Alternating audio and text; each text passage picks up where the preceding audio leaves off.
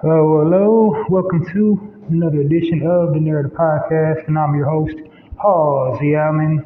Yeah, I'm still trying to get the bugs out with the new intro. I just gave you a little quick medley. I'm messing around with the beats.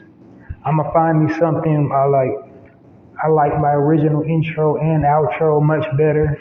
I didn't really get a chance to make a new beat over the weekend, but I'm working on it. I should have something perfected the next time I come to you with the full episode of the Narrator podcast. Today, this is a live edition of the Narrator podcast. Welcome all my narrators. All my narrators know the demonstration. They know what my podcast is about. They know the type of content I'm going to bring them, and what my objective is here in this digital space that I'm occupying. But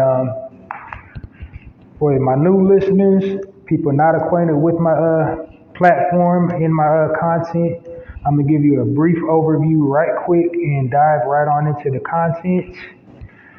So let's start at the top, the Narrator podcast, the name Narrative.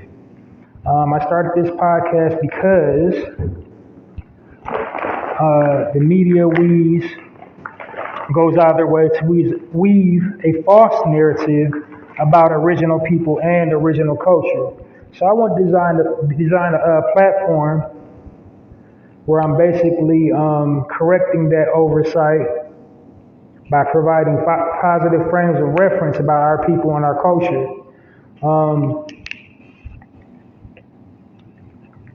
The media intentionally misrepresents us as a people, primarily for financial gain, but then also to market us as unsalvageable to people outside of our culture, and thus, helping the higher echelon elites keep their status in the world, keep them on a pedestal, looking down at everybody else by marketing us and trying to pass us off as something we're not. So they try to portray us as savages, ignorant, unlearned, undisciplined, just no redeeming qualities as a human being. Whereas we, trying to really push the narrative that we are lower forms of life and don't contribute anything to this thing called humanity, when actually it's quite the contrary. We mothered and fathered humanity. We started civilization. We was here 5,000 years on this planet before any other culture, any other ethnicity, any other group.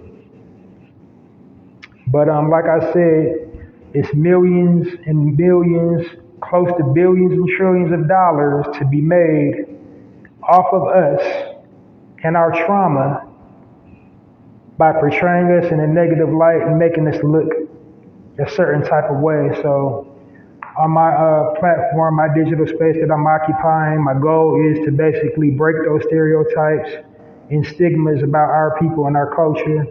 And the way I do that is to provide positive frames of reference on my podcast. What you will hear is, stories of leadership, stories of entrepreneurship, unity, us solving our own problems, us doing for ourselves, just basically the antithesis of how we're portrayed in the media.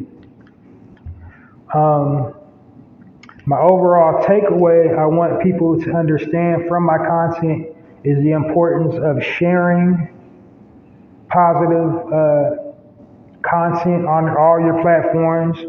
This is why I call my target audience my narrators. Like, we're all content creators to some small capacity with these handheld devices that we carry around all day.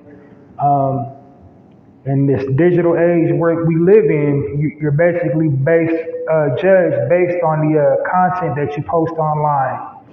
So just imagine, like, people outside of our culture, all they're given is negative frames of reference about our people and our culture anyway.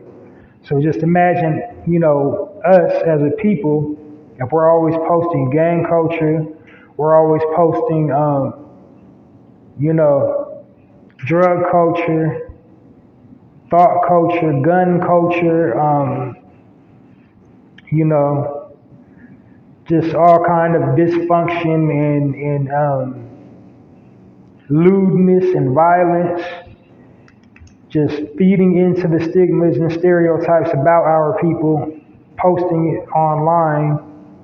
What are people outside of our culture want to think about us? Like they're already only given negative frames of reference. So, basically you're loading up the gun and committing suicide when you post stuff like that online.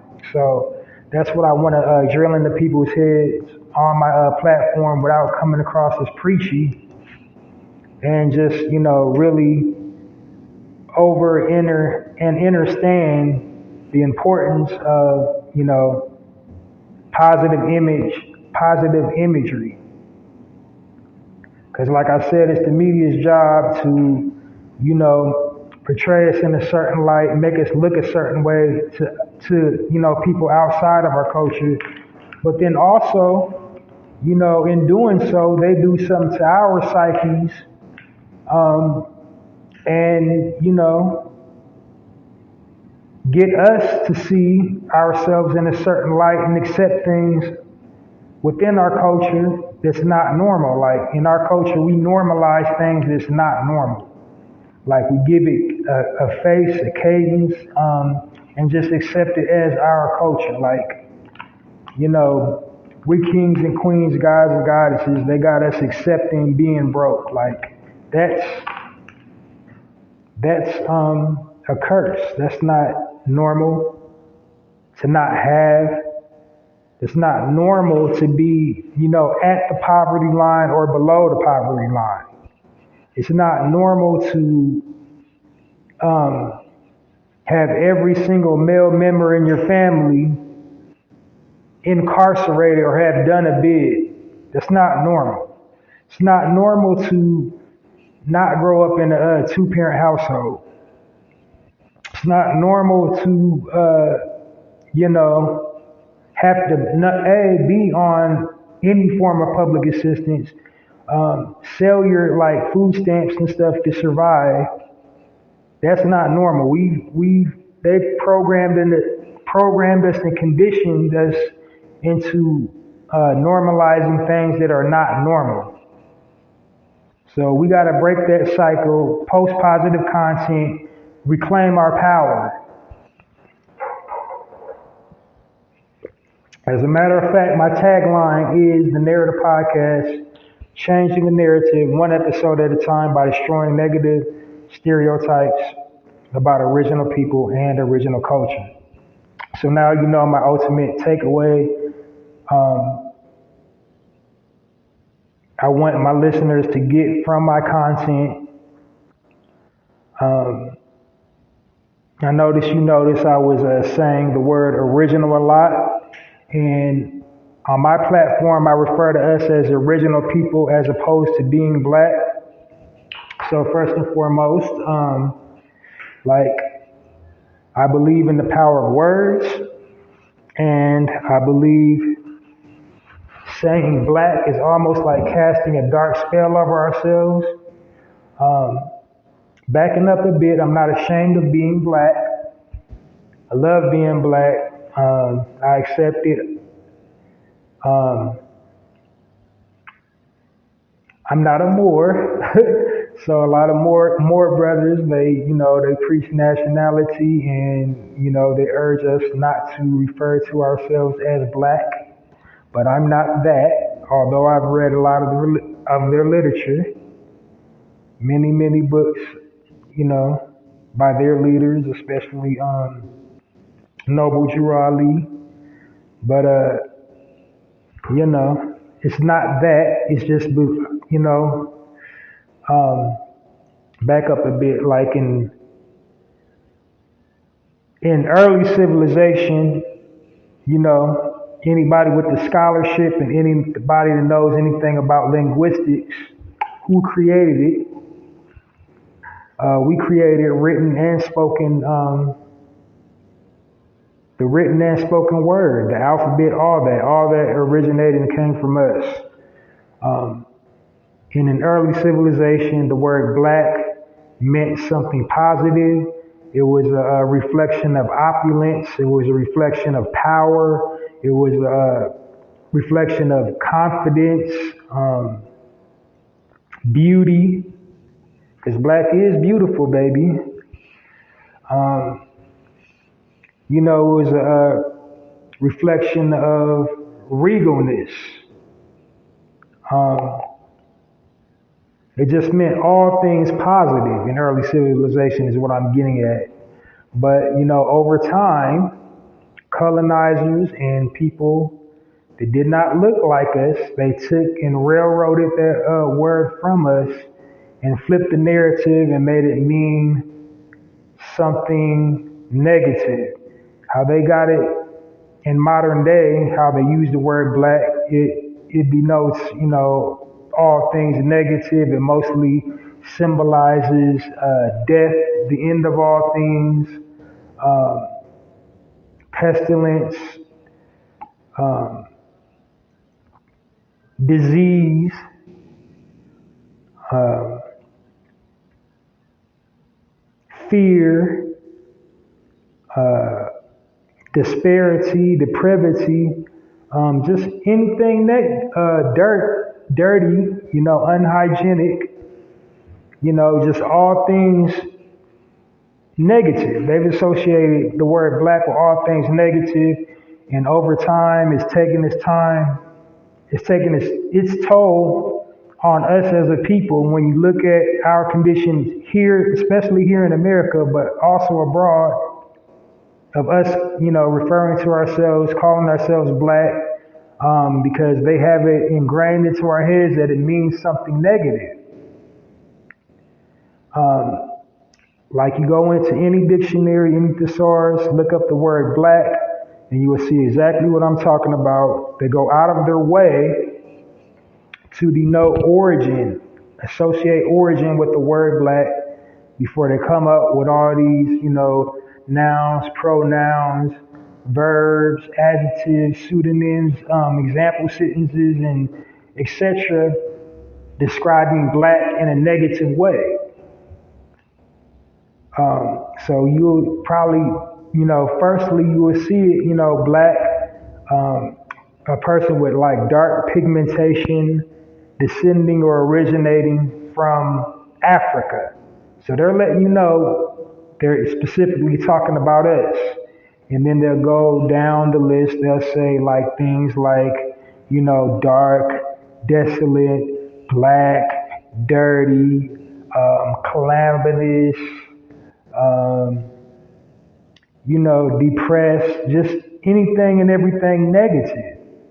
And then you look on the other spectrum, when you look up the word white, it's like holy, pristine, clean, neat, and, all things positive. So, by us referring to ourselves as original, it's a more accurate um,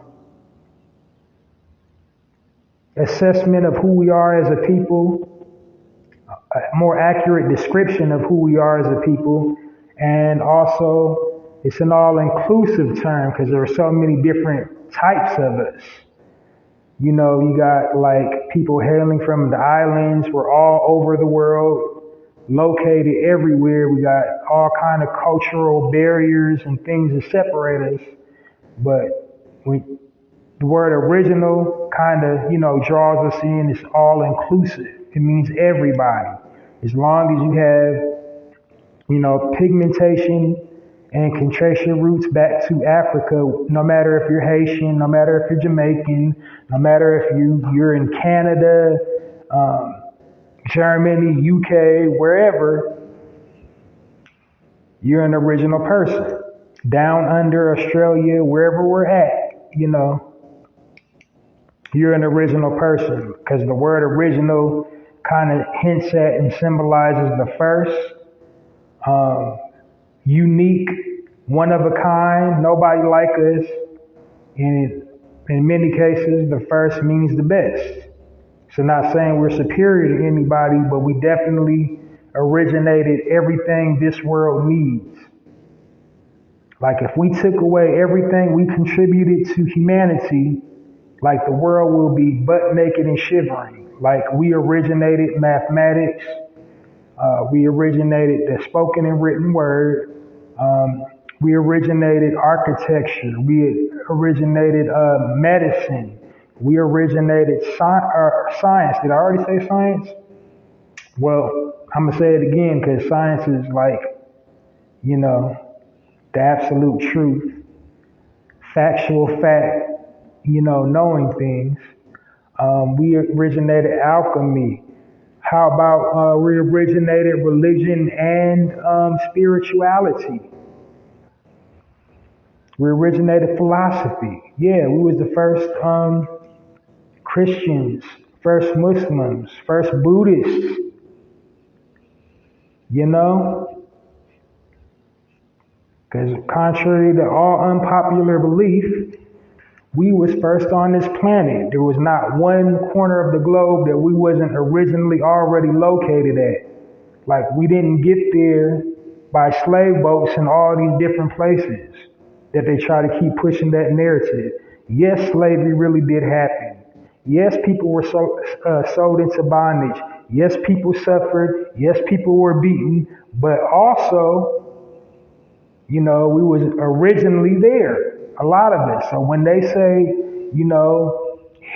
here in America, the pilgrims raped the Indians, they're talking about our people too. We was already right there. Like, look at all the parallels. Look at the headdresses. Look at the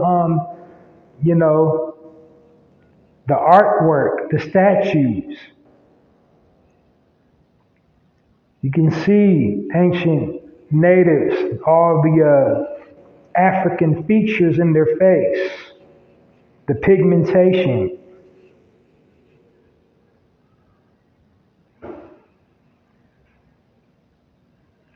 But anyway, I just wanted to give you a glimpse into why I use the word original in, reference to our people. I'm going to dive right on into the content. This is a live edition of the Narrator podcast. And what I do is, I change the narrative by sharing positive frames of reference about our people and our culture via articles. Because like I said, we're constantly being bombarded with negativity. We have very little to no positive frames of reference. So anytime I come across something positive, I want to share, back with the audience. I got a late start today, so if there's an allotted time, I go over my normal format for, how I do it normally, because I broadcast every single weekend. I just randomly go, and do a podcast series, upload during the weekday when I have some free time, because I'm working on a whole lot of projects. This podcast stuff is just really taking off for me.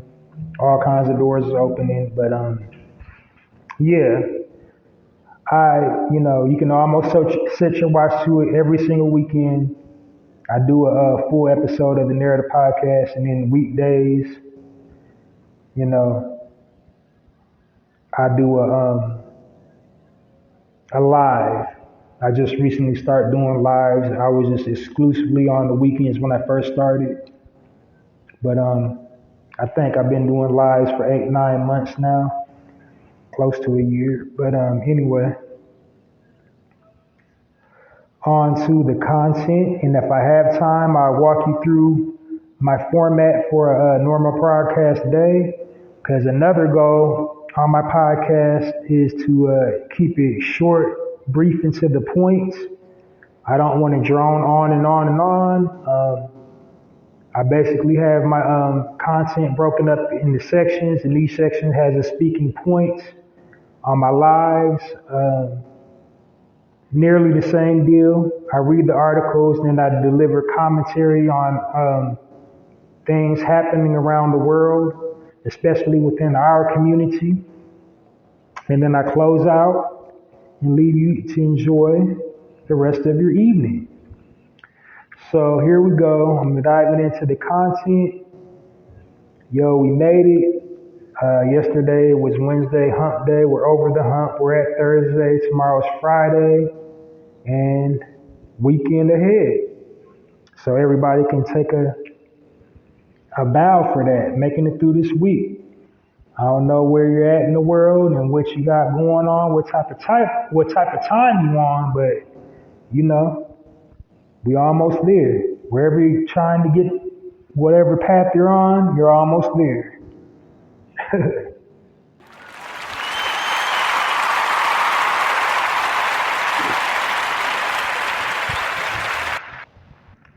All right, diving into the content right now.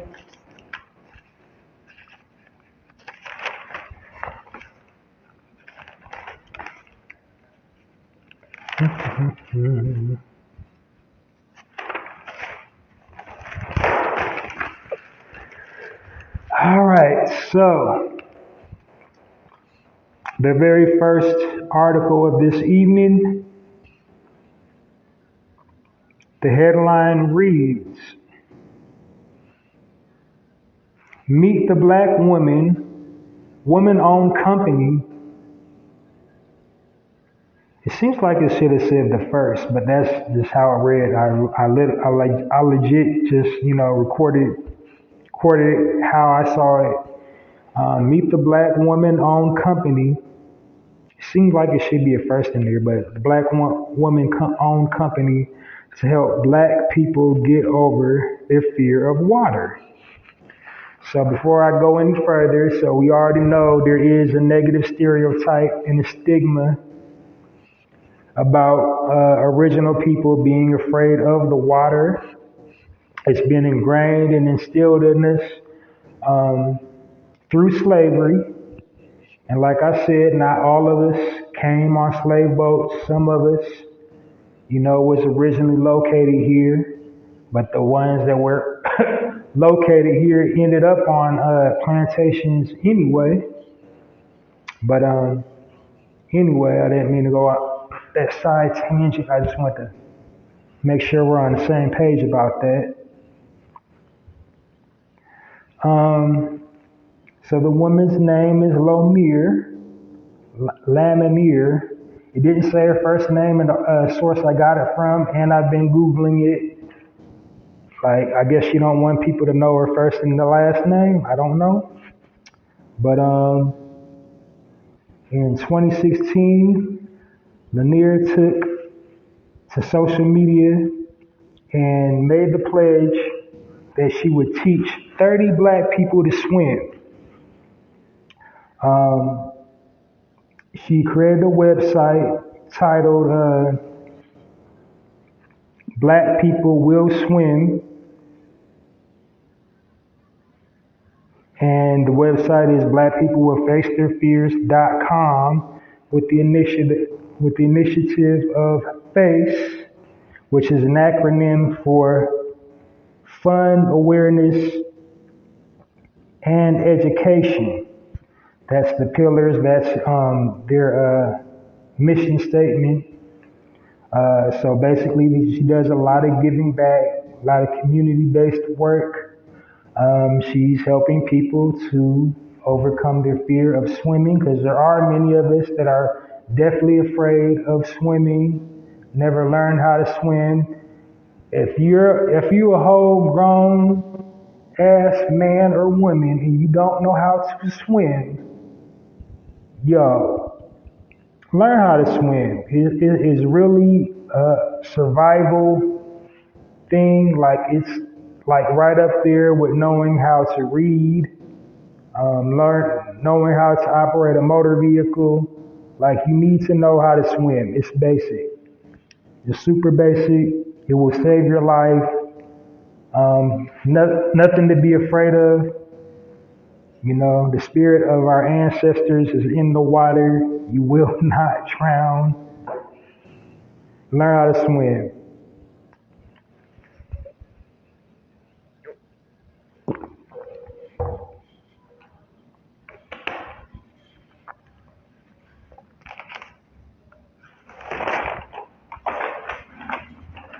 All right. Next article reads,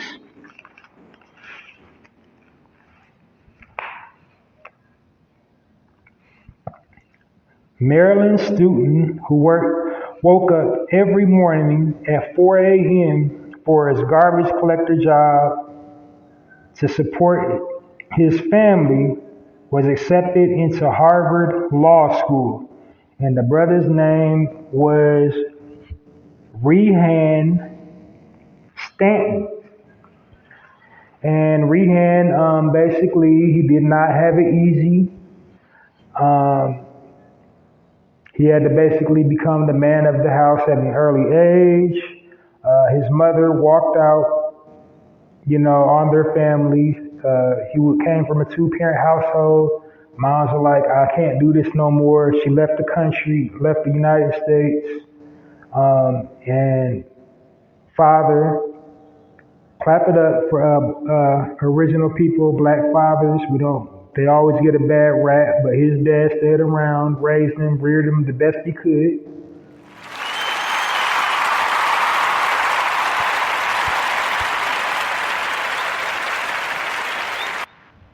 Got a job. The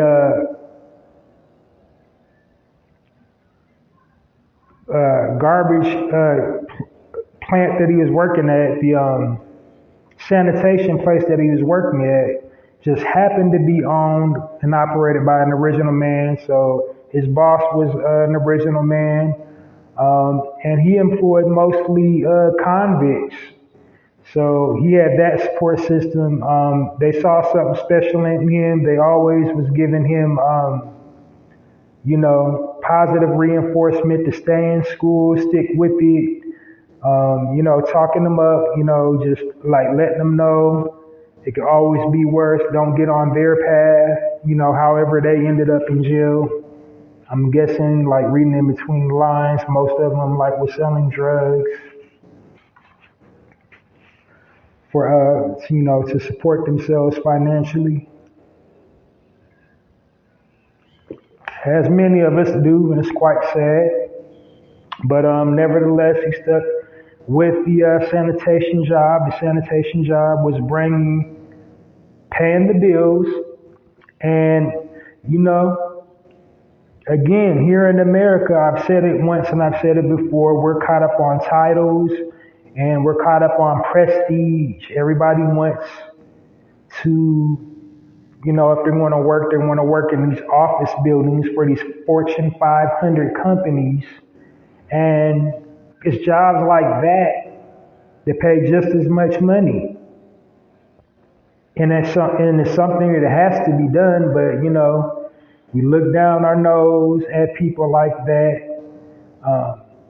I'm going to kind of go off on a side tangent, like the TV show, the fictional TV show Rock. That was like one of my favorite TV shows. But his Charles S. Dutton's character was, a trash man. But he had good, like solid moral fiber. Like he was still the man of his house. He was still, 10 toes down, solid, wasn't compromising his morals, integrity, and belief, and he was handling business. He was taking care of his father, his unemployed brother, and he was married. Had owned his home. He owned his home, was a homeowner. He had a vehicle, his wife had a vehicle. So, I said all that to say it's a good job, it's livable wage. You're not dusty and down bad if you're a sanitation worker. But he was in high school at the time, and he was getting a whole lot of ridicule because sometimes, with his shifts was early in the morning, and he didn't have time to properly shower, and he had to sit in the back of the class because people was like looking at him like, ooh, this dude stank. But he was working a sanitation job. He did. But now I know they got showers in the high school because you got gym classes. So I don't know. I don't know his situation. I don't know, why he didn't just shower in the gym. But this article was still noteworthy, still worthy of what I'm trying to do on this platform. So it was inspirational, never to say the least. Definitely worthy to be covered. And also, my only negative comment I want to make is, Harvard. Like, it's an Ivy League school, but it's not the cream of the crop. Like, Harvard is like a lot of gas behind it. Like, I know some real dumb MFers that done went to Harvard. It's basically like it's the designer of education. It's like, why people wear designer labels. Oh, I went to Harvard. That doesn't necessarily make you smart. I mean, like, don't confuse intelligence with academics. Like, just because you get A pluses, that's trained. You're trained to learn to think in a curriculum, whatever that them people's curriculum is. That's all that means is you know how to think in a curriculum form. But yeah, that's still very impressive that he got into Harvard, and very impressive that he stuck out his job and didn't go the other route because he could have easily started selling drugs. He could have easily joined the gang and all kinds of other negative stuff. But he kept his 9 to 5 job, um, and now he got into one of the most prestigious learning institutions here in the United States. But HBCUs are just as good, or if not better, in Harvard. Definitely cheaper. But clap it up for that young man's accomplishment. Congratulations to Rehan Stanton, and I'm sending out positive energy to his journey to further himself in life.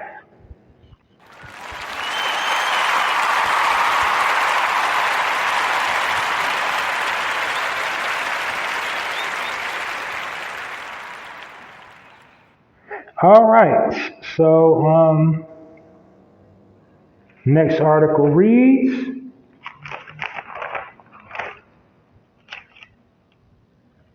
the headline reads, Retired Black Police Chief Debuts Short Film to Teach Safety in Survival Police Encounters, or how to survive. That's how the article is written. It says Survival Police Encounters. It seems like it should have wrote like how to survive police encounters, but again, like I just recorded it how it was. So basically what it is, a man by the name of Beverly B.T. Council, a retired deputy police chief, produced a short film, Humans Guide to Get Home. So it's like a hashtag, Humans Guide to Get Home. And Hugh is like HUE, man's a guide to get home. And he was also the founder of 50 UN 50 LLC because I love a good play on words. He used to be the police. 50, get it? UN 50. So it's really quite tragic that we even have to have, you know, tutorials on how to engage people who are getting paid to protect and to serve us. Supposedly that's their job, to protect and serve us, but in many cases it's really to detain, harass, and menace us when it's in concern to original people. And it's not surprising because if you don't know the history of the police, they were their original roots were the slave patrol. That's how policing started here in America. We didn't have any law and order. Here in North America, people was just like walking around with pistols, killing each other, doing whatever. So policing started through, the slave patrol. They would go and find renegade slaves and retrieve them. They would stop, if they was looking like there wasn't from around, or they might have been from wandered away or ran away from a plantation. That was their job. And we look at the parallels today, we still see the correlation. Because back then it was like, where's your papers at, boy? When they would stop you. Now modern day, hey, never seen you around before. Mind showing me your license and registration? If you're in a motor vehicle, but if you're on foot, a pedestrian, hey, can I see some ID, buddy?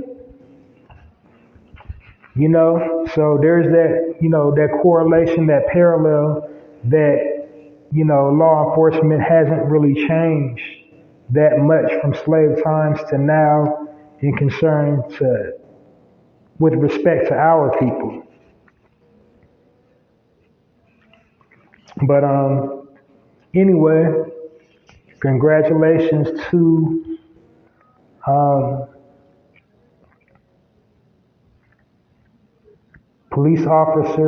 retired police officer BJ Council, or Beverly.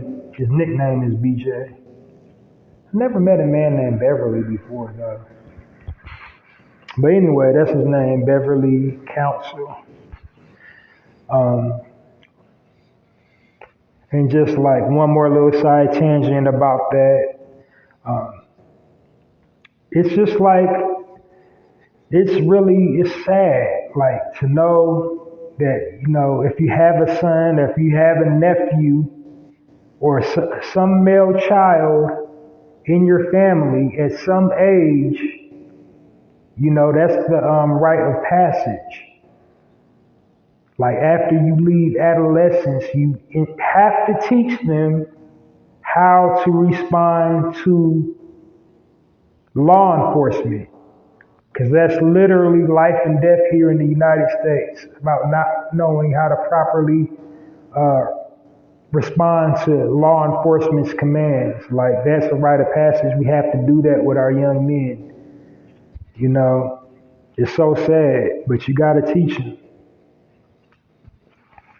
I actually wrote a poem about that. I got a personal poetry blog, and I wrote a poem about it. And I think it was called Mr. Officer. It's been a while, but it's on my poetry blog. So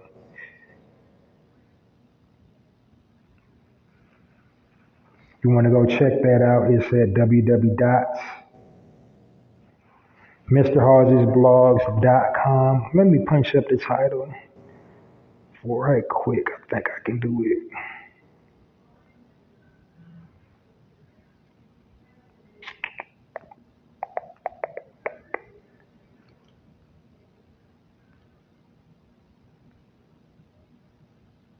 Do-do-do-do.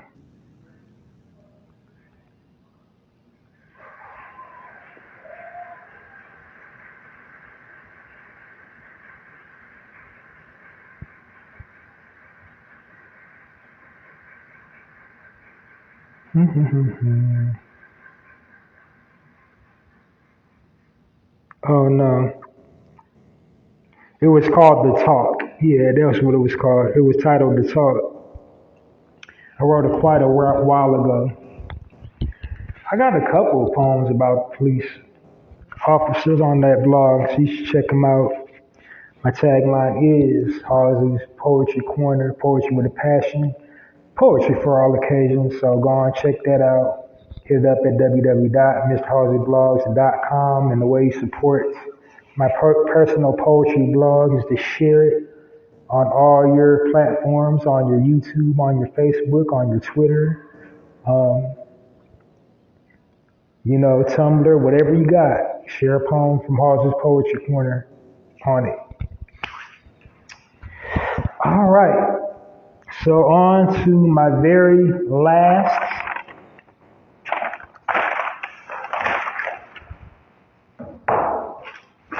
article I have for this evening, and I'll dive into some commentary or some more.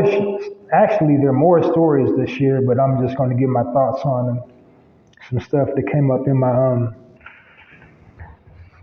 platform.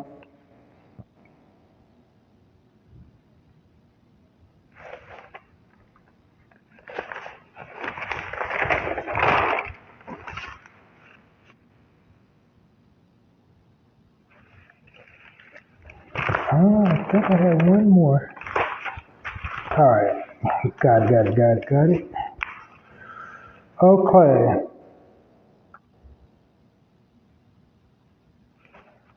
Last article, the headline reads, Black teens from New Orleans solve math problem believed to be impossible for 20 or 2,000 years. Well, spoiler alert, it's not impossible because, once again, who originated mathematics?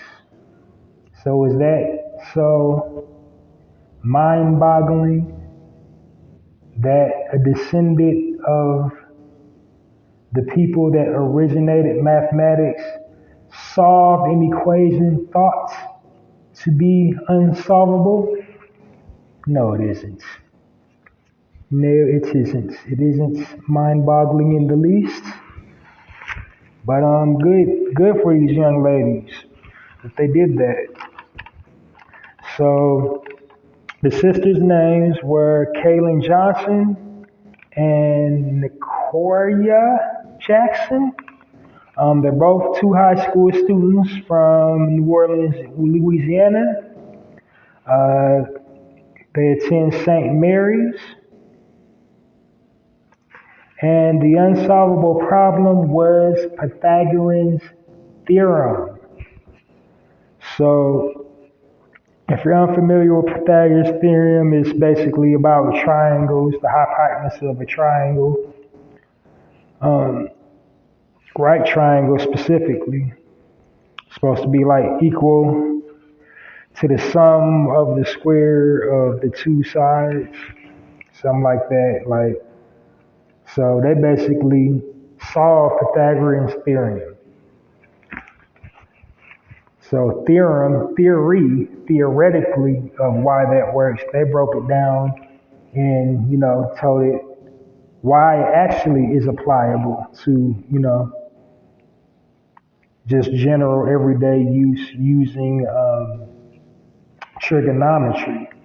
They came up with a trigonometry equation to break down Pythagorean's theorem.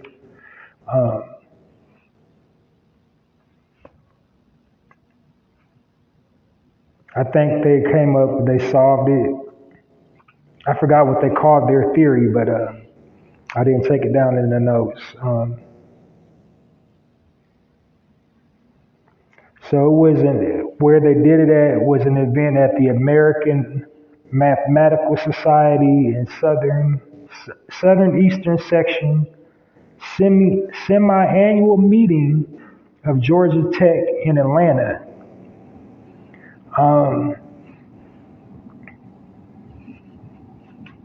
So yeah, they solved it, and then they got a free ride scholarship because they solved it, and they're going to pursue STEM research or a career in STEM, and the acronym stands for, I believe, like science, technology, and mathematics. Let me double check to make it sure.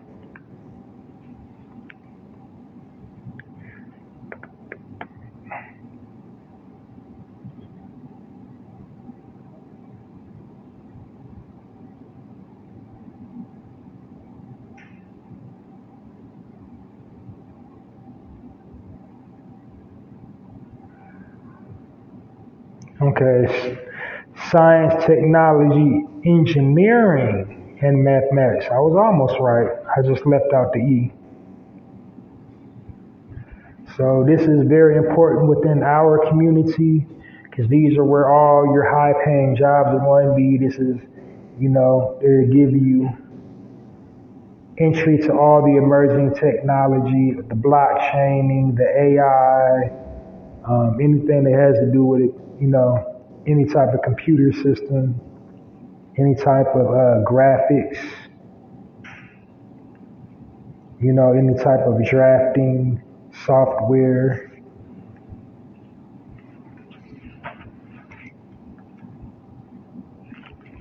So give a warm Narrative podcast round of applause for these two brilliantly talented sisters, Kaylin and Nakoria. Kaylin Johnson and Nakoria Jackson.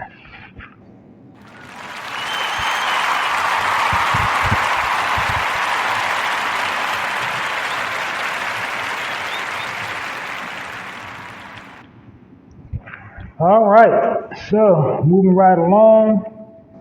I think I might have a little time if I hurry up to go over my format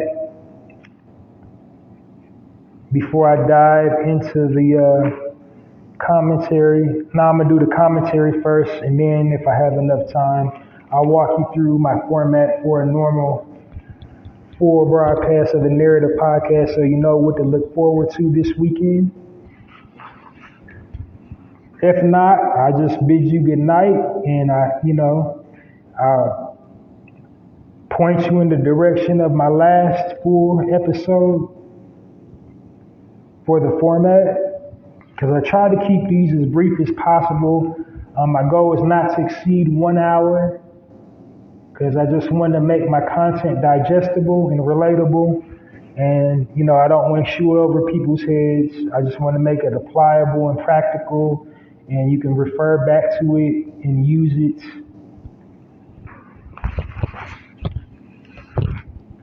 and share it.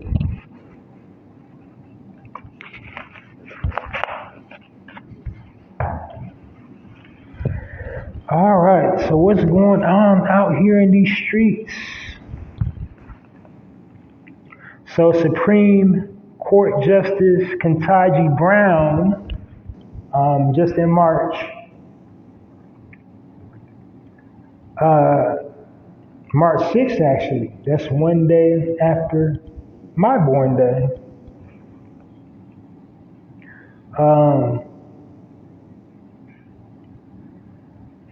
just recently had her own street named after her.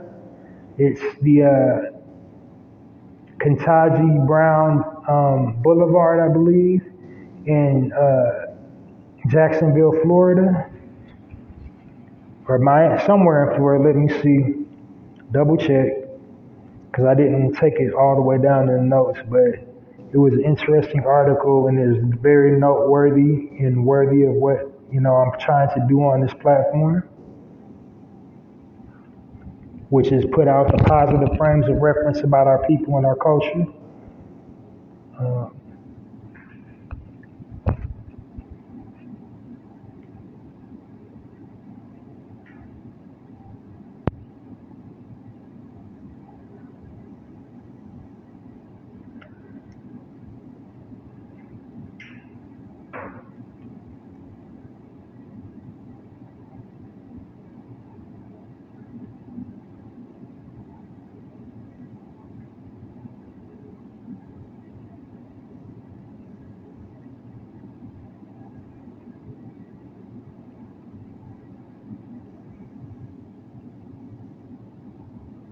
Okay, it's in Dade County. It's in Miami and Dade County. Dun, dun, dun, dun. He was on March 6th, and she got a street named after her.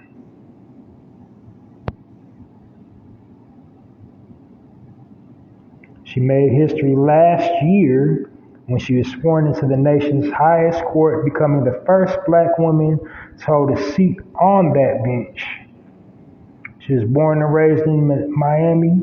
She attended high school and participated in debate tournaments. So that's just to give you a little background about her.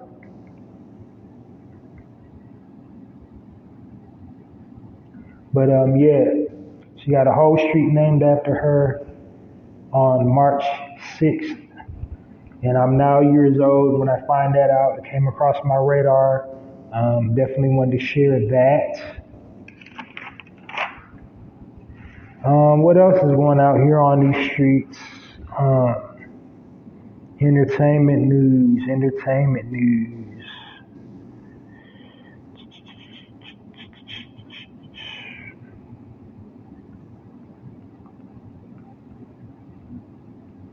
Let's see what's going on out here.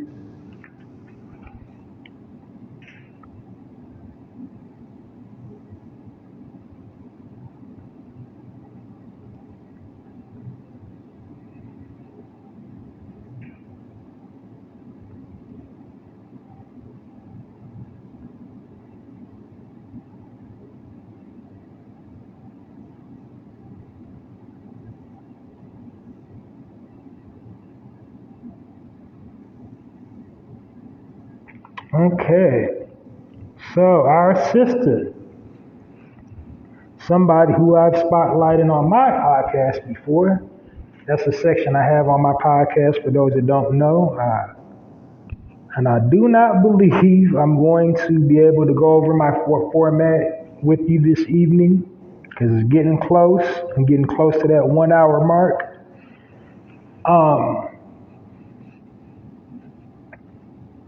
She has she's a advocate for mental health. She's been an advocate for mental health and wellness for like close to a decade now. She just released some mental health and wellness pods at HBCUs all over the country. So like any HBCU now they have mental health pods, and so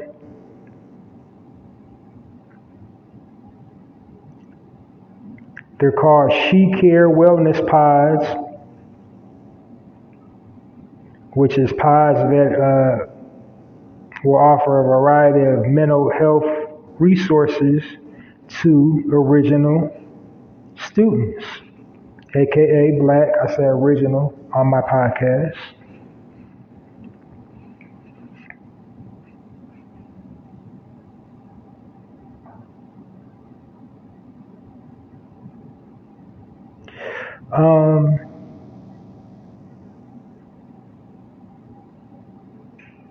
I'm still trying. I'm just why the big silence. I'm kind of skimming over the article, trying to get right to the meat.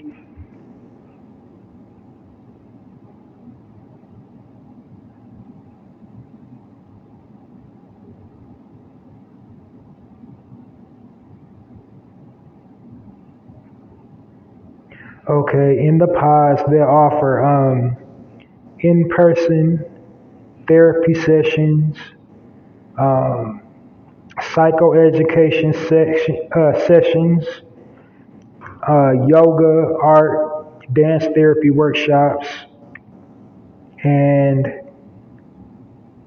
also in the pod you can take naps. So this kind of reminds me, like I seen a movie a while ago. It was a really good movie. I can't remember the title right off top, but it was with Vince Vaughn and Owen Wilson. what is that movie? Um, it was a Google movie. It was about a Google. Let me see if I can do the let's see what the title was. The Internship. Okay, that was the name of the movie. And basically, in that movie, they had these little. They was interning to be Google interns. They was auditioning to be Google interns, but uh, they had gnat pods on the Google campus. That's what this story reminded me of. I immediately flashed to that scene where they had pods that you can actually take naps on that campus. But yeah, that's something we struggle with in our community, something we don't openly talk about. But we need to always be in good mental health, because everything starts in your mind. Because while diet does play a very big part, diet and exercise plays a very big part of your overall health and wellness, your nutrition, what you're putting into your body.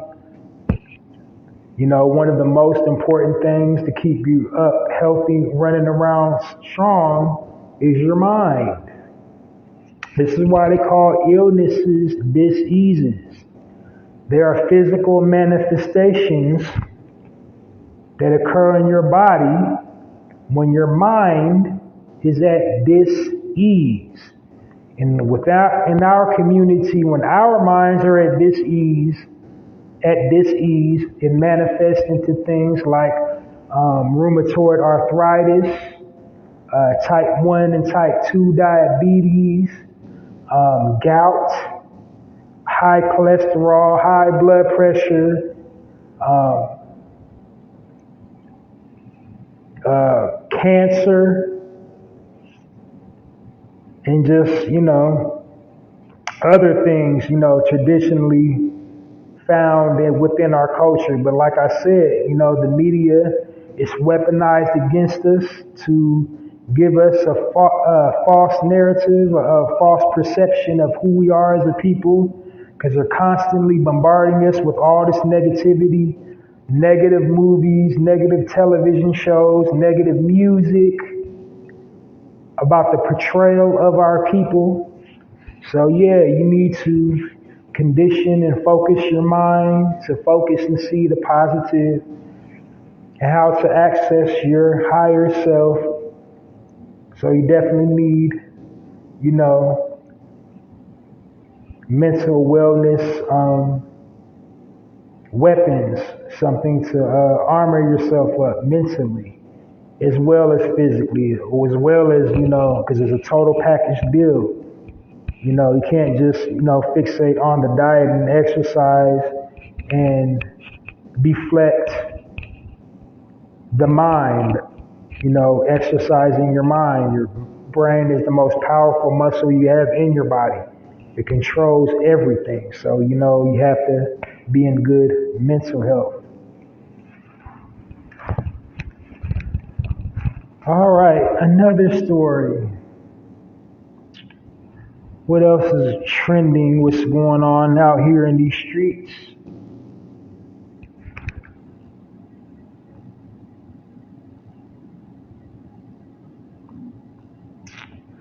So apparently there had been some chitter chatter in internet land. Boozy Badass finally bumped into T.I., rapper T.I., and they had a meeting of the minds, And if you're unfamiliar with the story, it was basically like T.I. was being facetious a while ago on a podcast series or something, an interview or something, like many years ago. It was a few years ago, like at least over two for sure, in which he jested. He was just joking when he said it, that he snitched on a deceased relative. And well, Boozy Badass supposedly had got wind of the interview, and they had music coming out, and he says, I can't mess with the guy. He's a snitch. I have to, distance myself from him, and it would ruin my brand if I was associated with a snitch. Well, they met up in the airport just recently, and they had, a civil conversation.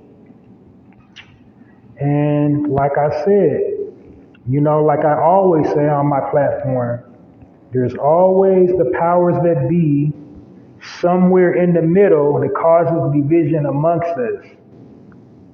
Because,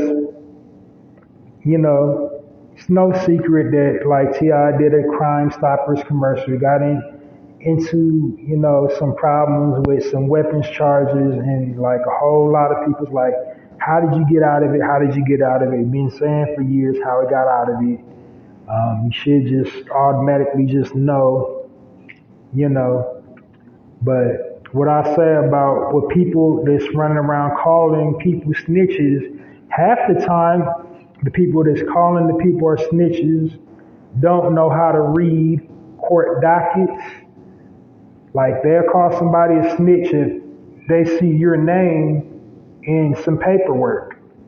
But then they'll see the name and won't proceed to read the entire docket. And usually, it's just like the police officer asked them something, do you know this person? Yeah, I know this person. You can't say you didn't know the person if y'all was in the vehicle together when they arrested you. You can't say you didn't know the person if y'all was like, on the block standing next to each other. Who's that? You know what I'm saying? Don't give them nothing. Yes, you do have the right to remain silent.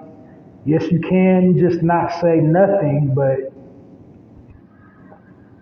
12, 13 hours, what's the guy's name? They already got your IDs. Like, snitching is when you full well know you did something wrong. Like, y'all just went out and killed some people. There's like 12, 13 pounds of drugs. You got some drugs on your person. Out of those pounds of drugs, you got some drugs, in your pockets, in your anal cavity, like you're busted. You know what I'm saying? And then you say something.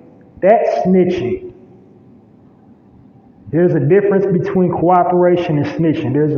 It's a really fine line, but there is a line there, and you got to know the line before you call somebody snitch. That's facts. Because if you don't know how to read paperwork, then don't go around calling people snitches. But anyway, the two gentlemen, they seem to have a meeting of the minds. Very talented artists. Both have contributed to, the movement and helping their people. So,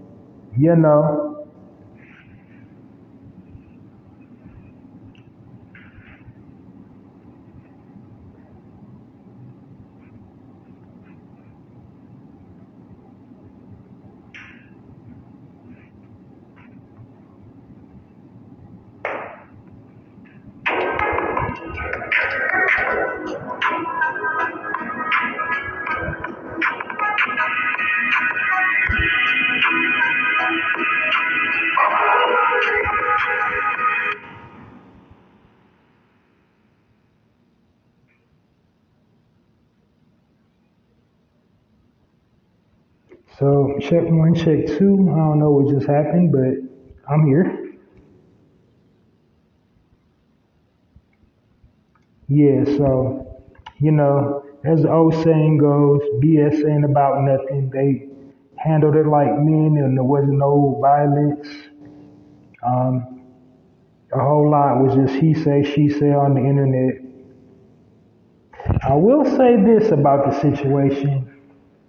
Like Boozy never seemed to get in any trouble on social media or in real life after he came home until he started doing Vlad TV interviews. After he started doing Vlad TV interviews, they canceled his Instagram. He almost got into a physical altercation with a transformer. Um, you name it, and the list goes on. He got into it with some college students over wearing their alma mater, their logo. It almost went bad for him. Like so many instances. Like I'm just saying, like it was on Vlad TV where he responded to the allegations of T.I. snitching.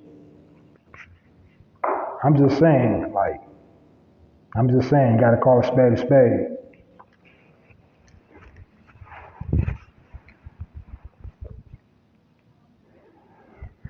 What else is going on out in these streets? Like y'all, I don't think I'm going to have time to give you an overview of my podcast in its entirety. Uh,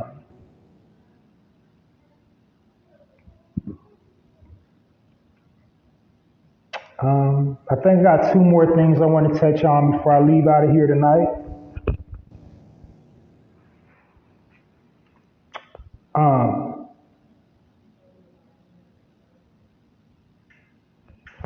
what was I going to say? Oh yeah, our sister, great, powerful, dynamic, um, exhilarating actress Halle Berry is in the news over a social media post, and I think I've already addressed the elephant in the room many times on my podcast, and it is a concern to our sisters. Um, when nudity is appropriate and when it is not appropriate, when it is art and when it is pornography. So Halle Berry felt,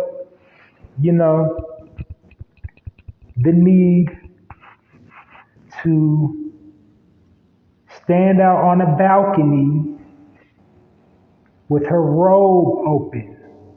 She's wearing a robe and she was totally nude. Got the robe open on a balcony. And the caption read something along the lines of, I do what I want. And I'm totally fine with that sentiment.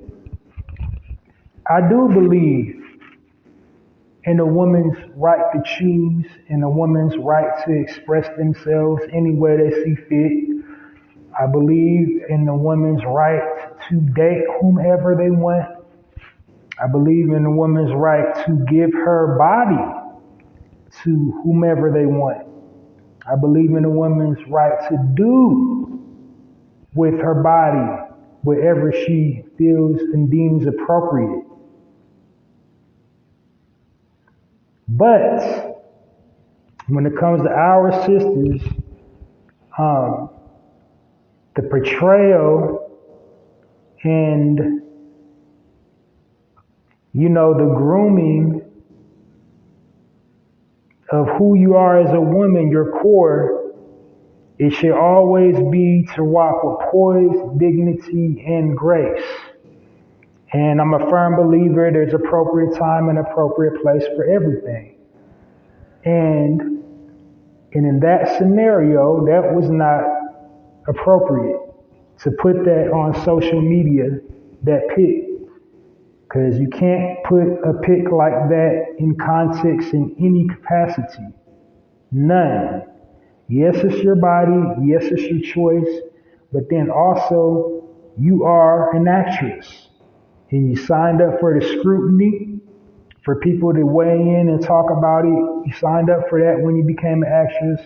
But then as a sister, as a black woman, original woman, you also signed up for, you know, teenagers, adolescents, young ladies looking up to you, wanting to be you, be like you, and you owe responsibility to that.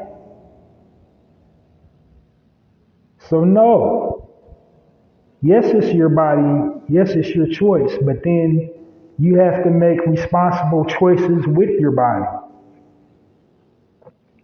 Because we already getting exploited left and right by these media devils. You know, they flip the narrative and portray us in a negative light intentionally, and we shouldn't be giving them bullets to fire at us. Because like I said, it's a fine line between art and pornography. So I can look at stuff online and tell you like art. Like I literally came across a feed on my Instagram of art.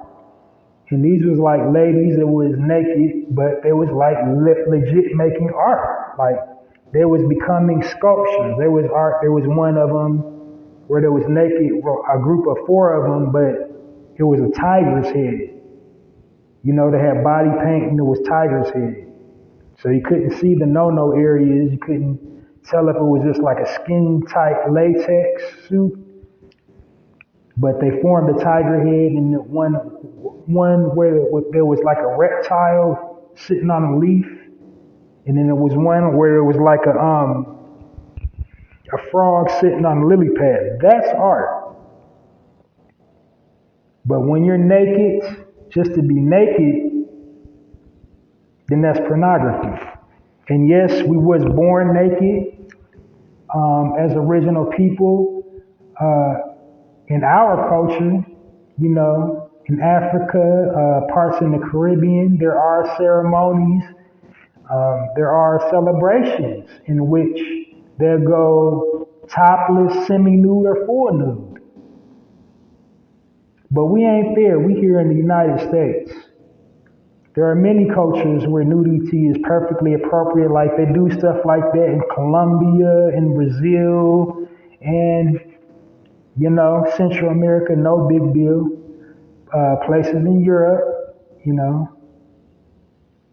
like Norway and in the UK, France. Well, France isn't in Europe, but I'm just saying, like Germany.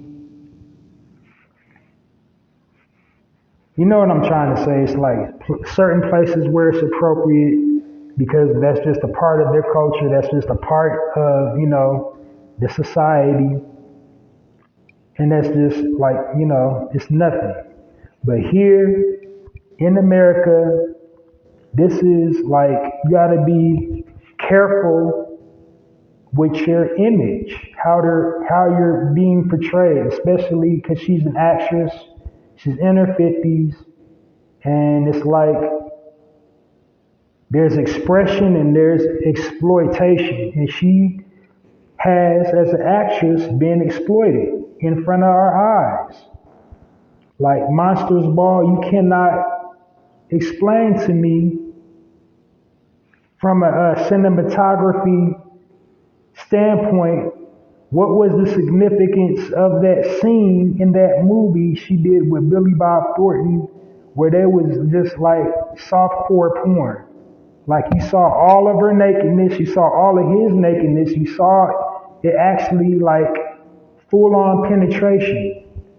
And for what? The scene didn't even call for that. There were so many other tasteful avenues they could have went. But no, they had to have her completely naked, they had to have him completely naked, and they had to get it on. And it didn't have anything to do with the storyline at all. Like they could have been like alluding to it. They could have been in bed, her hair all over her head. And it's just like you read in between the lines, oh, they did the nasty. But they wanted us to visually see it. They wanted us to see a white man dominating a sister. They wanted us to see, this fetish, this white man with a fetish having his way with a sister. Because that's what that movie was. Because if you remember the movie, he didn't even like black people. His character didn't even like black people.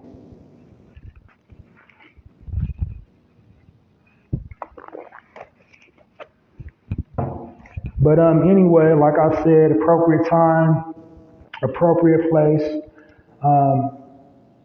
She's a dynamic actress, very physically attractive woman. She's done a lot too. She was in Dorothy Dandridge. Brilliant actress, but like I said, proper time, proper place for everything, and that wasn't on social media a proper place.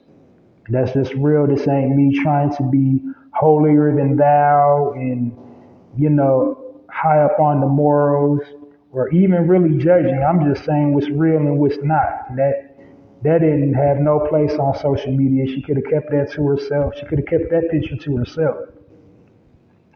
Word up. Like if you want to get naked, you can hop in the dude's DM and send them your nakedness if you want to. Then that's nobody's business. Like if you are an adult film star or a stripper, then your nakedness online makes sense because you're advertising your brand. You're advertising your next adult film. Or like if you're like butt naked on a strip club's website, then your nakedness makes sense. But just naked on social media, it's my body and my choice. Nah.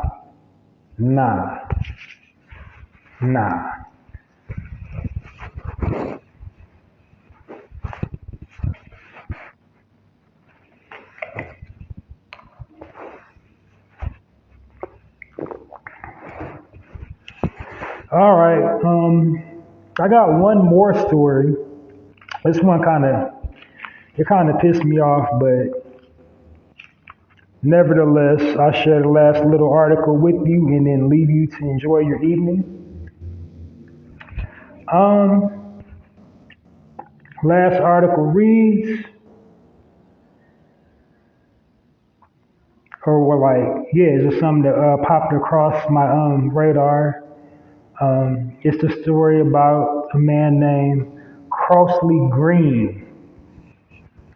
He was convicted in 1989 for the death of one Mr. Charles Chip Flynn. It was a carjacking and a robbery. Convicted him at 1989. He gets out. He's now in his 50s or 60s, damn near 60, little over 60. He was convicted by all white jury. He was in an all white community, Brevard County, to be specific, and they had no proof, they had no physical evidence, they had no no gun, no gunpowder residue, they had no forensic proof, they had no witnesses. They just, like a random black guy, take him in, he did it, that type of thing. And he just spent a good portion of his life incarcerated. They let him out and then snatch him back.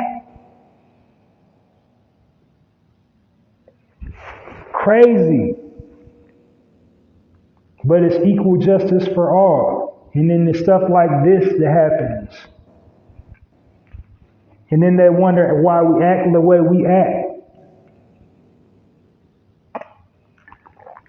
And why nobody really believes in the justice system. Like I said once and I say all the time, like really the only way we get true justice here in America is when we commit crimes against ourselves. Because then it's one dead and one in jail. And the system is pleased.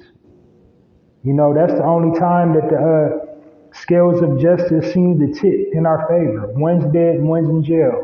When somebody outside of our culture commits a crime against one of us, it's almost like justice isn't instantaneous. It's like 6 months to a year before we receive any type of compensation, before we get a verdict, before we know anything, before anything happens for us. Look at all the Breonna Taylors. Look at all the George Floyds.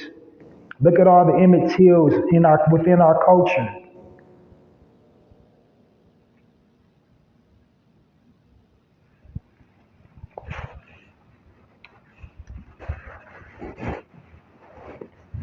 But yeah, that's all I want to touch on. Go follow that story. The man's name is Crossley Green. See, right the judge, do your part. We got to get justice for that brother, because that ain't right. Well, that's it and that's all. That's my time this evening. And like I said, I'm not going to have enough time to walk you through my format for a full episode of the Narrator podcast, but you can hit up my previously recorded episode and, get my format. And like I said, I got it broke up into sections. Each section has a speaking point. My overall objective is to keep my my broadcast short and sweet. I don't want my episodes to exceed 1 hour. The reason being, I want it to be cohesive. I want it to be digestible, so you can easily keep up with the content, and not get bored. Unless you're like really dropping gems, like after somebody goes over an hour talking, everything sounds like blah, blah, blah, blah, blah. And I don't want to be that guy. So yeah, check me out. Download this episode and all previously recorded episodes of the Narrator podcast. I'll see you this weekend on the Narrator podcast. Remember to check me out when I'm live, so listen regularly so you don't miss me when I'm live. Follow me on Twitter, Halsey Allen. YouTube, subscribe to my YouTube channel, Halsey Allen, and hit that subscription and notification bell. And, keep up with the Narrator podcast. Download this episode, our previously recorded episodes of the Narrator podcast, as well as share and like, but it's really the downloads that make it for me. I got a personal poetry blog called Halsey's Poetry Corner. It's at www.mrhalseyblogs.com. Support that. Visit that link. Share all my poems from Halsey's Poetry Corner to, whatever platform that you're active on, Facebook, Twitter, Instagram, whatever, TikTok, YouTube, whatever you're active on, share a poem from Halsey's Poetry Corner to it. My tagline for that is Halsey's Poetry Corner, poetry with a passion, poetry for all occasions. And then lastly, I have written a book of poetry called The Black Card. It's prominently featured in the Poetizer bookstore on poetizer.com. So visit poetizer.com and go in the bookstore and purchase your copy of The Black Card. It's a book about 30 poems, and it highlights, our complete existence as original men and original women. It's pretty much a blueprint, a diagram for living at like everything we experience as a black woman and a black man on this planet. So go hit that up. It's super insightful. You'll enjoy it. It's a good coffee table read. It's called The Black Card. It's in the Poetizer bookstore on poetizer.com, and that'll do it for me. I'm out of here like last year. Thanks for listening. Halsey Allen and the Narrator podcast signing off. And it's like that.